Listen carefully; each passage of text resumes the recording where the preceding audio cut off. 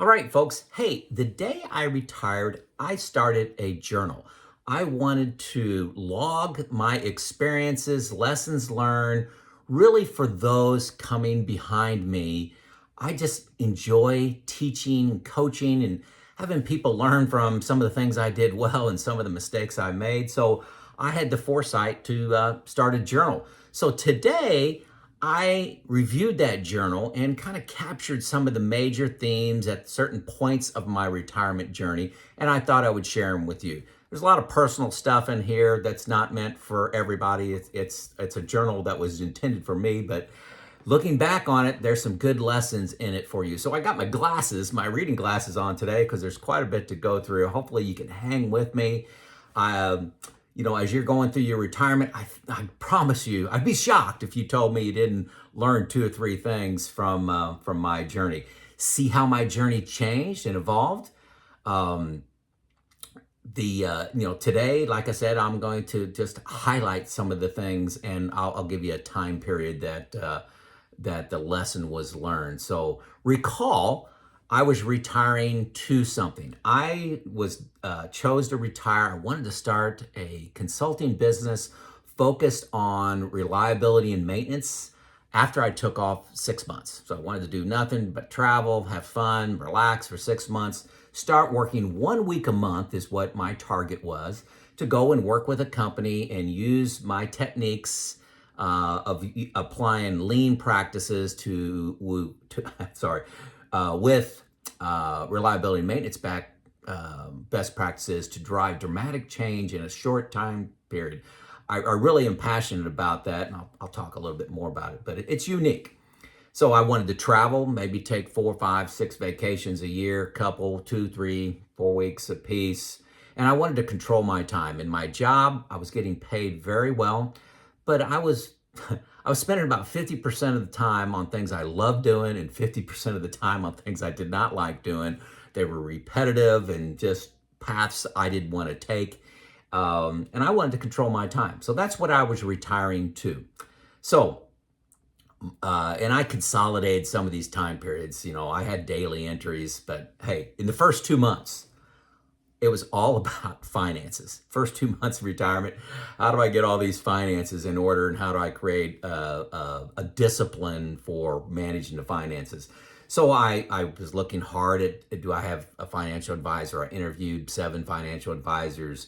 Do I self-manage that? What type of funds that I want to get into? Managed funds, index funds, dividend funds, sector funds, factor investing, annuities, all these different things out there. There's a lot of people driving fear out there. It's one of the lessons, and they want to remove some risk from your retirement.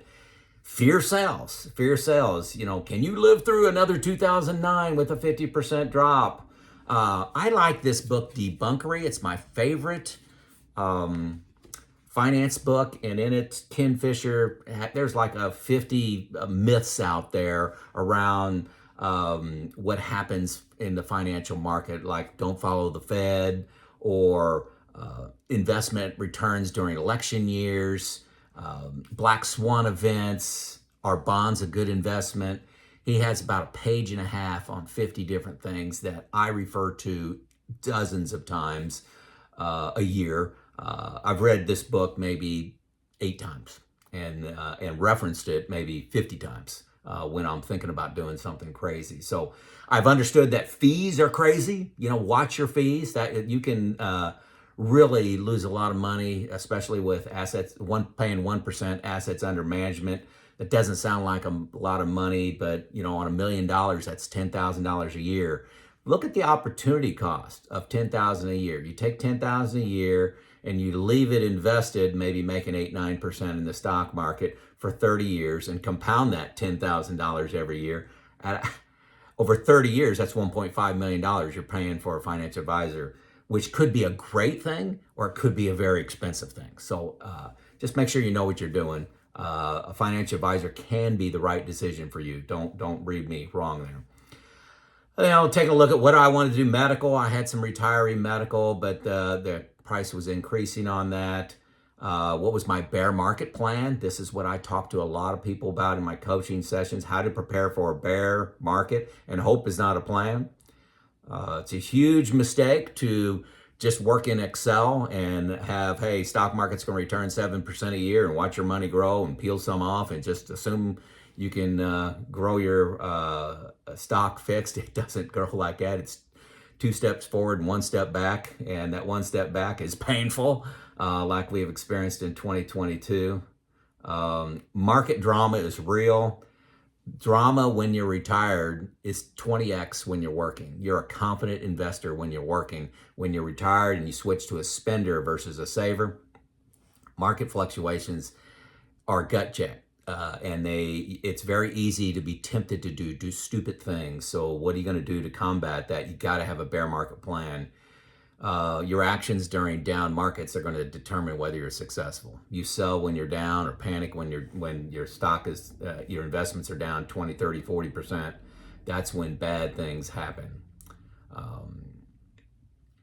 I did take 3 vacations in my first 2 months of retirement. Florida, Mexico, and went to the East Coast for a wedding. Each of those were about 2 weeks apiece. Hey, and deciding that, this was a scary time period in my life. I didn't know whether I was making the right decision. This is all in the first 2 months. Even if all the math makes sense, I spent hundreds of hours investigating and modeling. And this is all before I found New Retirement, folks. Use New Retirement. The link below.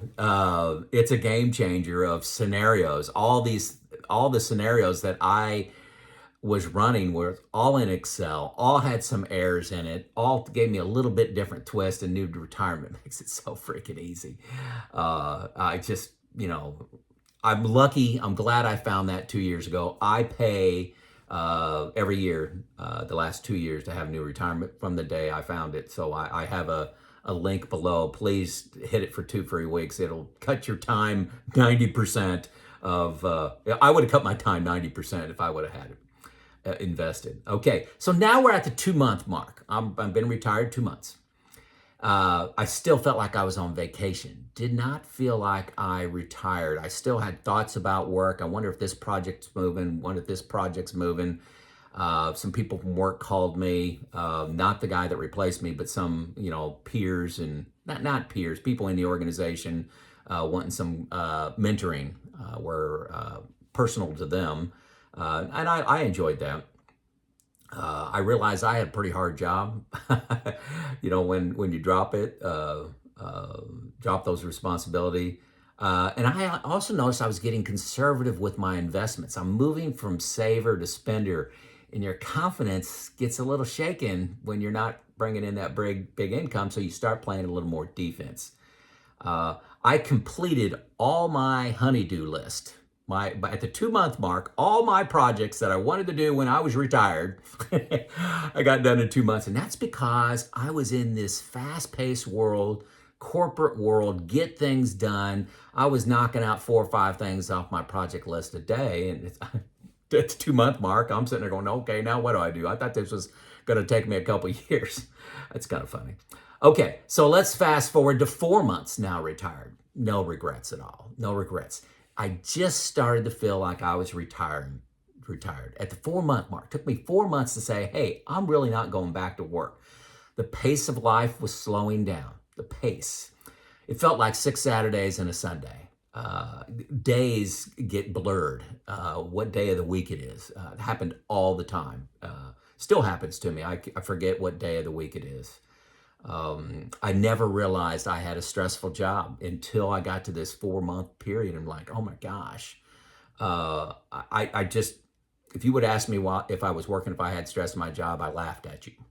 But I didn't realize I was carrying this 10, 15, 20 pound weight with me at all times. And I didn't notice it until I set it down at the 4-month mark was where it completely left me. And it was very noticeable to me. So I'm bombarded with this 4-month mark with I love my job discussions with people. They find out I'm retired. I'm 54 years old. Oh, I would never do that. I love my job. And it didn't take long to get into that conversation with people. And I wasn't trying to do this. I'm not trying to manipulate people, but you find out after, you dig a little deeper, they aren't necessarily prepared to retire. They get their ego is from their job. Their identity is their job. They don't have any hobbies and they're scared. 90% of the people fall into that category that say they love their job. So I think that's a defense mechanism.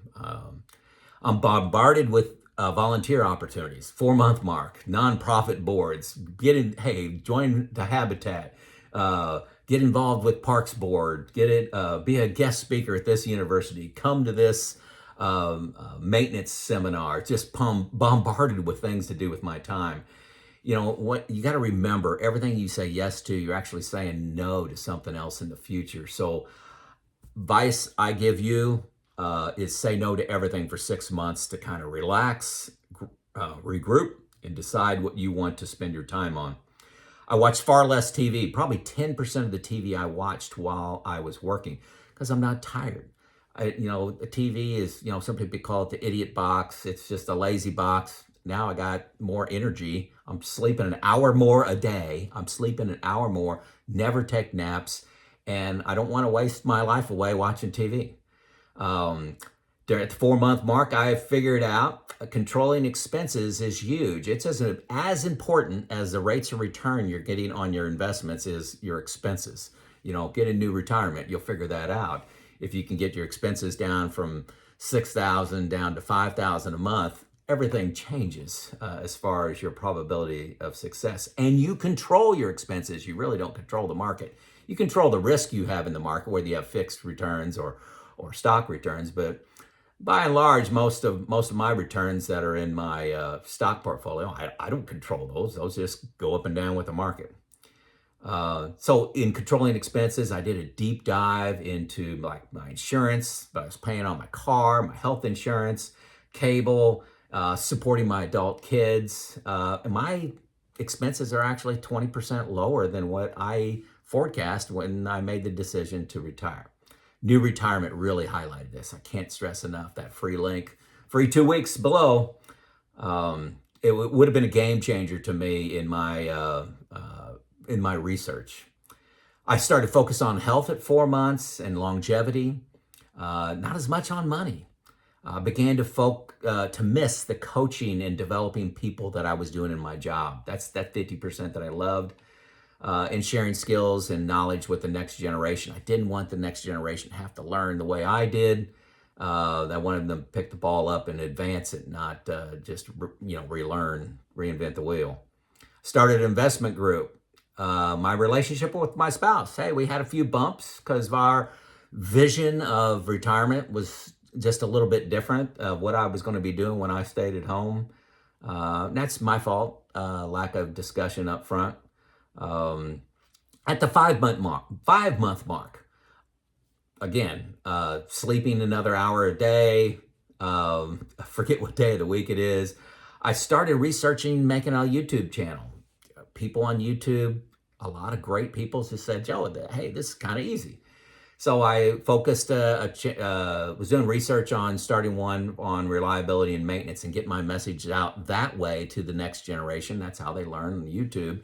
Versus just limiting myself going to 1 or 2 locations a year and influencing a handful of people. You can get thousands by using social media. Filling my time started to become an issue. I've got all this time. I started fishing. I spent time on YouTube, a lot of exercise, started doing some community service things like Parks Board for the town I'm in. A lot of focus on nutrition, a lot of time researching how nutrition affects your health and disease. And then the note I put is time accelerates during retirement. The pace of life slows down, but time accelerates. Those aren't opposites of the same thing. Think about when you're on vacation, how fast a 7-day vacation goes by. Retirement's like that. I cannot believe it's been 4 years, for example. At the 6-month mark, I signed up for the Parks Board, signed up for our HR board. I'm president of both of those. I started a men's discussion group with another guy. We meet monthly, love that group. I started my YouTube channel, hoping to get a few hundred subscribers, affect a few hundred people, maybe 1,000, kind of as a dream. Never thought I'd get paid. Never thought I'd go anywhere other than, make a difference for a few people. And then I had some consulting contracts began, at the 6 month mark. Remember, I wanted to take 6 months off. At the 1 year mark, guess what? COVID strikes, and everything's canceled and they're locked in at home. So we did a lot of traveling though, but it was in the United States, all driving. I wrote a book during COVID. That's what I wrote several magazine articles. I did some speaking at conferences, most of that, all of that virtual at that time. I switched my consulting to all virtual. That's one of the positive things that came out of COVID is, hey, I can do these things virtually and it's not as obtrusive to my retirement lifestyle going to a plant, maybe spending a week, 2 weeks away every single month. Virtual is so much more flexible. Not making as much money, but that's not what I was trying to do. I was trying to make an impact. For your okay, I forgot to take something else. So, hey, still 1 year, no regrets at all. I'm just loving life at the 1 year mark. At the 2 year mark, I started to get a little more defensive in my retirement investing. When you won the game, you got to stop playing. If you're up by 3 touchdowns in the fourth quarter of the football game, there's 8 minutes left on the clock, you don't need to score anymore. Be a little more defensive. What's your defense against a bear market? Okay? I can't stress that enough in retirement. I was a very confident, very aggressive advanced investor while I was working. And then in retirement, it's like, okay, it's nice to make more money, nice to get good return, but you need to protect, okay? Especially when you're pulling money out during a down market, which never happens, right? Never happens. I started my cadence or my process of once every quarter looking at my buckets. So I virtually don't look at money, don't think about money except for one day every quarter. I look at the last quarter, how much money are we spending? What are the buckets? What's their level? Should I refill them based on where the market's at? That's all I do once a quarter. I get into new retirement and model everything again, stress test everything again, spend maybe 3 hours on that once a quarter is all I do with money. Contrast that to what I did my first 2 months and my last 2 months of working. You really don't focus on money that much in retirement. It's kind of the message. I added retirement to my YouTube channel. So I had this split personality. I would talk about retirement and then I would talk about reliability and maintenance best practices on the same channel. And I did that for a couple of years. That's what I wanted to talk about. That's what you wanted to hear. I was seeking balance at the 2 year mark between family, learning, relationships, my faith, and my professional. And I'm doing a pretty good job with that. We took 5 trips a year. I'm still getting consistently with that, all in the United States, due to the limits on travel again. At the 3 year mark, not much has changed other than I added coaching onto my YouTube. So a lot of people wanted to, hey, I'd like to talk to you. I'd like to talk to you. So I added a little feature where you can reserve an hour of my time. I did that at the 3 year mark. So I haven't been doing that too long. A little over a year, maybe 15 months or so. So right at the 3 year mark, added that coaching. I enjoy doing that. It's kind of a hobby, but it kind of interrupts my day a little bit. I have to plan around it. So I do charge a little bit of money for that. Everybody I talk to says I should be charging double. I keep it very low because the people I want to attract are the people that may not be able to afford an expensive financial advisor or a fee-only financial advisor, that may charge, $1,500 to review your plan and talk to you. And I'm just a coach. I'm not a financial advisor. I talk through the entire transition emotionally and, can point out some problems in your plan that I think you ought to investigate further, but not necessarily giving you specific advice. Not giving you specific advice, rather. So at the 4 year mark now, we're at 4 years, which was just, a couple months ago. I'm still doing my once a quarter cadence. I'm looking at more fixed income sources because the interest rates are so much higher. So you can get a CD rate over 5%, money markets paying, near 4%. Pretty easy to get treasuries paying, 4.5. So there's so much more bucket one things I could do. Bucket one is 0 to 4 years of money that's out of the market. Hey, that stuff can make some money now. I started my YouTube channel is exclusively retirement now. My coaching in reliability and maintenance and my consulting, I've shifted that to magazine. Magazines. I got 2 magazines. I'm a regular columnist on leadership, so I write an article every single month. I do podcast interviews for reliability and maintenance. I speak at conferences, and I work with some teams, and I do some mentoring. So I'm able to reach a lot more people. Like these 2 magazines, they're like 50 and 60,000 subscriptions. So get a lot of exposure that way, much more than what my YouTube channel was getting on just reliability and maintenance. So I've started focus my YouTube just on retirement. My coaching has exploded. I decided to limit that to 1 coaching session a day because I'm retired and want to stay retired. I still want it to be fun. I still want to engage you, but I'm getting overwhelmed with it. So I'm putting some limits in place. Um, I was originally, I skipped this earlier. I was down 45 pounds since I retired at the 2-year mark, but here at the 4-year mark, I'm still down 30, but I picked up 15, which I don't like. I'm not where I want to be. I'm still in very good health, very good. I exercise all the time. It's all about diet for me. My struggle in retirement, my big failure in retirement is my diet is a daily battle, and I think it's going to be a daily battle the rest of my life. You never win the health game. You continue to fight it every day. That's a learning for you. You don't win. How many people lose 30, 40, 50 pounds and then gain it back 2 years later? You don't win it. You continue to fight it. Okay, I hope that makes sense. So, but I'm still down 30. Proud of that. Again, I'd like to be down 45. Okay, so this was my journey. It evolved and it's still evolving. So I got my biggest mistakes, 4 biggest mistakes I made on this retirement journey I don't want you to make. I focus, number one, I focus solely on the money aspects in retirement. What I was going to do with my time was grossly underestimated. You have a lot of time in a day when you're not tired, you're not getting ready for work, you're not traveling to work, you're not thinking about work, and you're not exhausted from work.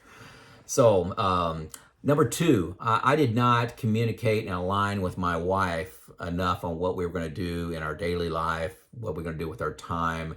Her visions and my visions were slightly different. We worked that out. Not a big deal, but I was embarrassing to miss that one. Number 3, my consulting what I envisioned going to plants for a week, and I did this for a few plants in 2019. That interrupted my my retirement lifestyle, and COVID was somewhat of a blessing that it forced me to go to virtual, and now I just love virtual consulting. It was a blessing in disguise. And my biggest mistake, gosh, why did I wait for retirement to start my health journey? I just, stress eating, nutrition, just that should have been something I focused on years before. So I highlight that. So what I did right, I retired early. I was 54. Okay. I started a health journey. That was number 2. Number 3, buckets to handle a bear market. I got a lot of grief for having 4 years in bucket 1 out of this market when people are looking at me in 2021.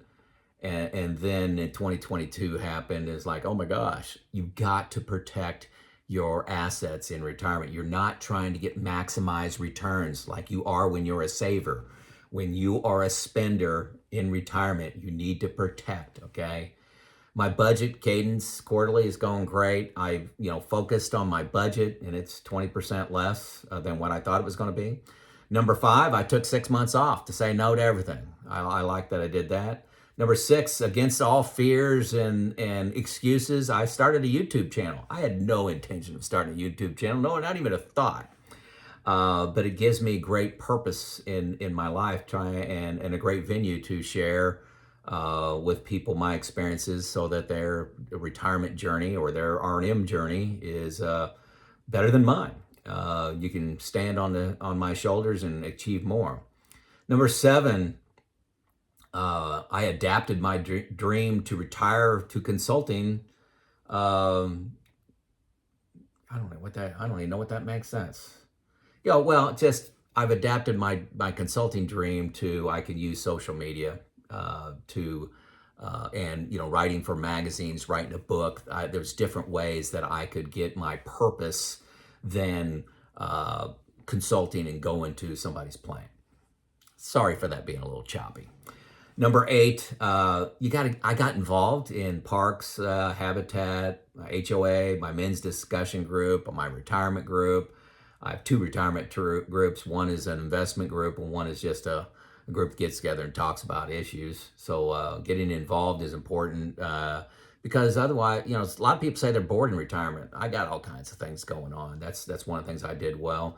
Number nine, I'm controlling my time. That's one of the things I think I did right. Like getting out at 54, I had enough, and that is a bit enough with air quotes.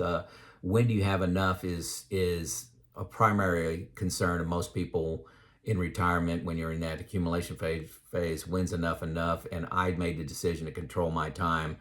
If you remember, I said I was spending 50% of my time in my job doing things I didn't want to be doing. Well, how much of my life am I willing to sacrifice for that? So controlling my time, I'm super proud of that. So, hey folks, that was my story, my journal. Reading it today, I thought you would enjoy that. Maybe there's a nugget or two in there. If you picked up something in this long video, let me know in the comments. At a minimum, let me know where you're from. It's Joe out.